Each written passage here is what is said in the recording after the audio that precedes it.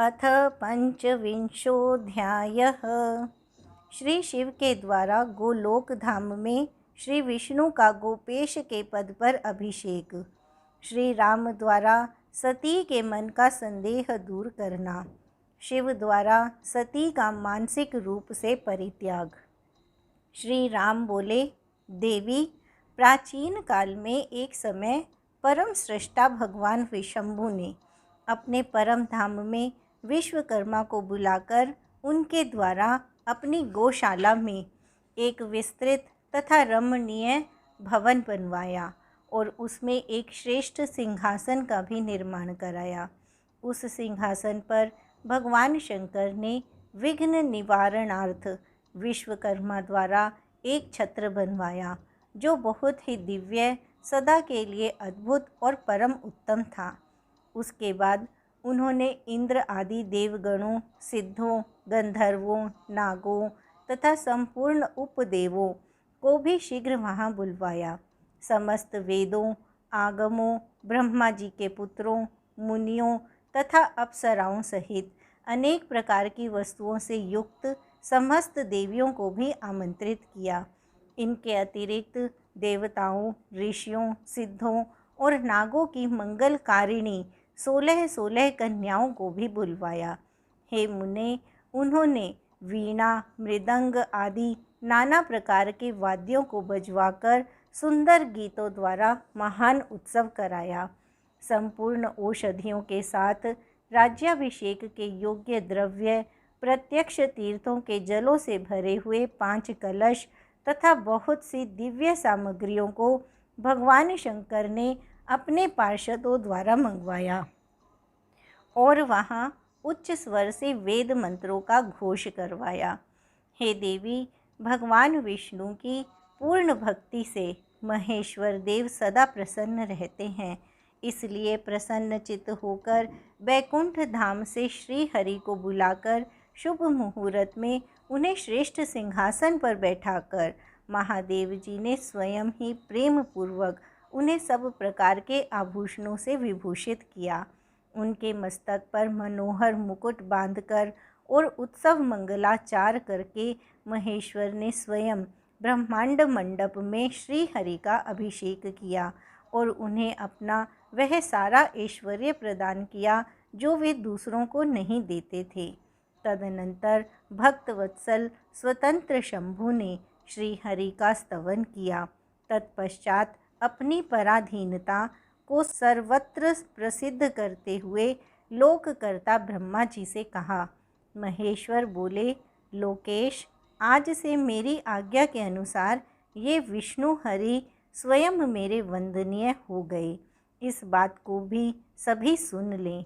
हे तात, आप संपूर्ण देवता आदि के साथ इन श्री हरि को प्रणाम कीजिए और ये वेद मेरी आज्ञा से मेरी ही तरह इन श्री हरि का वर्णन करें।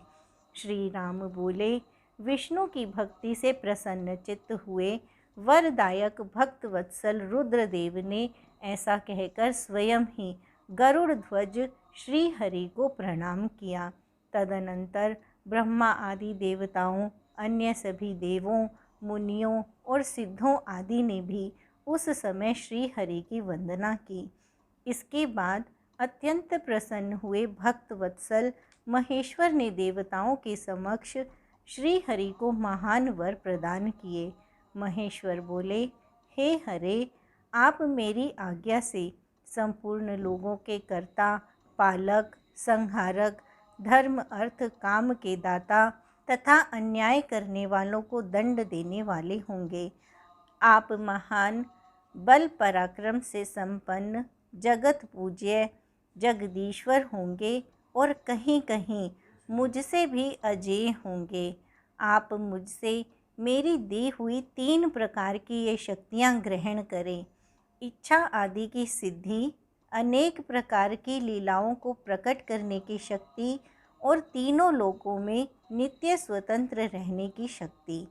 हे हरे, आपसे द्वेष करने वाले निश्चय ही मेरे द्वारा प्रयत्न पूर्वक दंडनीय होंगे।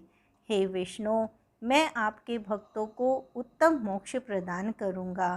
आप इस माया को भी ग्रहण करें, जिसका निवारण करना देवता आदि के लिए भी कठिन है और जिससे मोहित होने पर यह विश्व जड़ रूप हो जाएगा। हरे, मेरी बाईं भुजा है और विधाता दाहिनी भुजा है। आप इन विधाता के भी उत्पादक और पालक होंगे। मेरे हृदय रूप जो रुद्र हैं वही मैं हूँ, इसमें संशय नहीं है। वे रुद्र आपके और ब्रह्मा आदि देवताओं के भी निश्चय ही पूज्य हैं। आप यहाँ रहकर अनेक प्रकार की लीलाएं करने वाले अपने विभिन्न अवतारों द्वारा विशेष रूप से संपूर्ण जगत का पालन करें। मेरे लोक में आपका यह परम वैभवशाली और अत्यंत उज्जवल स्थान गोलोक नाम से विख्यात होगा। हे हरे, भूतल पर जो आपके अवतार होंगे वे सबके रक्षक और मेरे भक्त होंगे। मैं उनका दर्शन करूँगा, वे मेरे वर से सदा प्रसन्न रहेंगे। श्री राम जी बोले, इस प्रकार श्री हरि को अपना अखंड ऐश्वर्य प्रदान कर उमापति भगवान हर स्वयं कैलाश पर्वत पर रहते हुए अपने पार्षदों के साथ स्वच्छंद क्रीड़ा करने लगे। तभी से भगवान लक्ष्मीपति ने गोप वेश धारण कर लिया और वे गोप गोपी तथा गौओं के अधिपति होकर बड़ी प्रसन्नता के साथ वहाँ रहने लगे। वे विष्णु भी प्रसन्न चित्त होकर समस्त जगत की रक्षा करने लगे। वे शिव जी की आज्ञा से नाना प्रकार के अवतार धारण करके जगत का पालन करने लगे। इस समय वे श्री हरि भगवान शंकर की आज्ञा से 4 रूपों में अवतीर्ण हुए हैं। उनमें एक मैं राम हूँ और भरत, लक्ष्मण तथा शत्रुघ्न हैं। हे देवी, हे सती, मैं पिता की आज्ञा से सीता और लक्ष्मण के साथ वन में आया हूँ और भाग्यवश इस समय मैं दुखी हूँ। यहाँ किसी निशाचर ने मेरी पत्नी का हरण कर लिया है और मैं विरही होकर भाई के साथ वन में अपनी प्रिया को खोज रहा हूँ। हे सती, हे मातः, जब आपका दर्शन प्राप्त हो गया तब आपकी कृपा से सर्वथा मेरा कुशल ही होगा, इसमें संदेह नहीं है। हे देवी, आपका दर्शन मेरे लिए सीता प्राप्ति का वर स्वरूप होगा। आपकी कृपा से इस दुख देने वाली पापी राक्षस को मारकर मैं सीता को प्राप्त कर लूँगा, इसमें संदेह नहीं है। आज मेरा महान सौभाग्य है जो आप दोनों ने मुझ पर कृपा की। जिस पर आप दोनों दयाद्र हो जाएं, वह पुरुष धन्य और श्रेष्ठ है। इस प्रकार बहुत सी बातें कहकर कल्याणमयी सती देवी को प्रणाम करके रघुकुल शिरोमणि श्री राम उनकी आज्ञा से उस वन में विचरने लगे। पवित्र हृदय वाले राम की शिव भक्ति परायण तथा शिव प्रशंसा परक बात सुनकर सती मन ही मन बहुत प्रसन्न हुई। तदनंतर अपने कर्म को याद करके उनके मन में बड़ा शोक हुआ। उनकी अंग कांति फीकी पड़ गई और वे उदास होकर शिवजी के पास लौट आईं। मार्ग में जाती हुई देवी सती बारंबार चिंता करने लगी कि मैंने भगवान शिव की बात नहीं मानी और श्री राम के प्रति कुत्सित बुद्धि कर ली। अब शंकर जी के पास जाकर उन्हें क्या उत्तर दूंगी। इस प्रकार के विचार करने पर उन्हें बहुत पश्चाताप हुआ। शिव जी के पास जाकर उन सती ने उन्हें हृदय से प्रणाम किया। उनके मुख पर विषाद छा गया। वे शोक से व्याकुल और निस्तेज हो गई थीं। सती को दुखी देखकर भगवान हर ने उनका कुशल क्षेम पूछा और प्रेम पूर्वक कहा, तुमने किस प्रकार उनकी परीक्षा ली। शिव जी की यह बात सुनकर मैंने कोई परीक्षा नहीं ली, ऐसा कहकर वे सती सिर झुकाए शोकाकुल होकर उनके पास खड़ी हो गई। इसके बाद महायोगी तथा अनेक विध लीला करने में प्रवीण भगवान महेश्वर ने मन में ध्यान लगाकर दक्ष पुत्री सती का सारा चरित्र जान लिया। उन्हें अपनी उस प्रतिज्ञा का स्मरण हो आया जिसे हरि के विशेष आग्रह करने पर मर्यादा प्रतिपालक उन रुद्र ने विवाह के लिए देवताओं के द्वारा निवेदन किए जाने पर पूर्व में किया था। उन महाप्रभु के मन में विषाद उत्पन्न हो गया। तब धर्मवक्ता, धर्मकर्ता तथा धर्म रक्षक प्रभु ने अपने मन में कहा। शिवजी बोले, यदि मैं सती से अब पूर्ववत स्नेह करूं तो लोक लीला का अनुसरण करने वाले मुझ शिव की महान प्रतिज्ञा ही नष्ट हो जाएगी। ब्रह्मा जी बोले, इस प्रकार मन में अनेक तरह से विचार कर वेद और धर्म के प्रतिपालक शंकर जी ने हृदय से सती का त्याग कर दिया, किंतु अपनी प्रतिज्ञा को नष्ट नहीं किया। तत्पश्चात परमेश्वर शिव जी मन से सती को त्याग कर अपने कैलाश पर्वत की ओर चल दिए। उन प्रभु ने अपने निश्चय को किसी के सामने प्रकट नहीं किया। मार्ग में जाते हुए महेश्वर को, अन्य सबको तथा विशेषकर सती को सुनाते हुए आकाशवाणी हुई। आकाशवाणी बोली, हे परमेश्वर, आप धन्य हैं। इस त्रिलोकी में आपके समान कोई भी नहीं है जिसने आज तक ऐसी प्रतिज्ञा की हो। आप महायोगी तथा महाप्रभु हैं।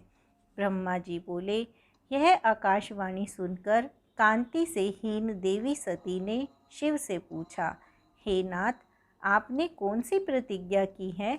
ये परमेश्वर मुझे बताइए। सती के इस प्रकार पूछने पर भी सबका हित करने वाले प्रभु ने पहले अपने विवाह के विषय में भगवान विष्णु के सामने जो प्रतिज्ञा की थी उसे नहीं बताया। हे मुने, उस समय सती अपने प्राण वल्लभ पति भगवान शिव का ध्यान करके प्रियतम के द्वारा अपने त्याग संबंधी समस्त कारण को जान गई। शंभु ने मेरा त्याग किया है, इस बात को जानकर दक्ष कन्या सती बार बार श्वास भरती हुई शीघ्र ही अत्यंत शोक में डूब गई, बारंबार सिसकने लगी।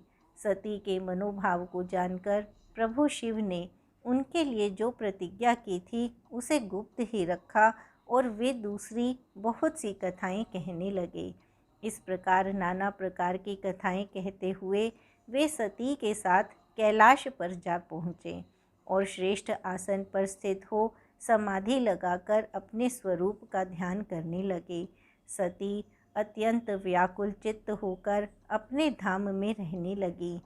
हे मुने, शिवा और शिव के इस चरित्र को किसी ने नहीं जाना। हे महामुने, इस प्रकार स्वेच्छा से शरीर धारण करने वाले, लोक लीला का अनुसरण करने वाले उन दोनों प्रभुओं को बहुत काल व्यतीत हो गया। तत्पश्चात उत्तम लीला करने वाले महादेव जी ने ध्यान तोड़ा। यह जानकर जगदम्बा सती वहाँ आई और उन्होंने व्यथित हृदय से शिव को प्रणाम किया। उदार चित्त वाले शंभु ने उन्हें अपने सामने बैठने के लिए आसन दिया और वे बड़े प्रेम से बहुत सी मनोरम कथाएं कहने लगे। उन्होंने वैसे ही लीला करके सती के शोक को तत्काल दूर कर दिया। वे पूर्ववत सुखी हो गईं। फिर भी शिवजी ने अपनी प्रतिज्ञा को नहीं तोड़ा। हे तात, परमेश्वर शिवजी के विषय में यह कोई आश्चर्य की बात नहीं समझनी चाहिए। हे मुने, मुनि लोग शिव और शिवा की ऐसी ही कथा कहते हैं। कुछ लोग उन दोनों में वियोग मानते हैं, परंतु उनमें वियोग कैसे संभव है? शिवा और शिव के वास्तविक चरित्र को कौन जान सकता है? वे दोनों सदा अपनी इच्छा से क्रीड़ा करते और भांति भांति की लीलाएं करते हैं। सती और शिव वाणी और अर्थ की भांति एक दूसरे से नित्य संयुक्त हैं। उन दोनों में वियोग होना असंभव है। उनकी इच्छा से ही लीला में वियोग हो सकता है। इति श्री शिव महापुराणे द्वितीयायां रुद्र संहितायां द्वितीये सती खंडे सती वियोगो नाम पंचविंशोऽध्यायः। इस प्रकार श्री शिव महापुराण के अंतर्गत द्वितीय रुद्र संहिता के द्वितीय सती खंड में सती वियोग वर्णन नामक 25वां अध्याय पूर्ण हुआ।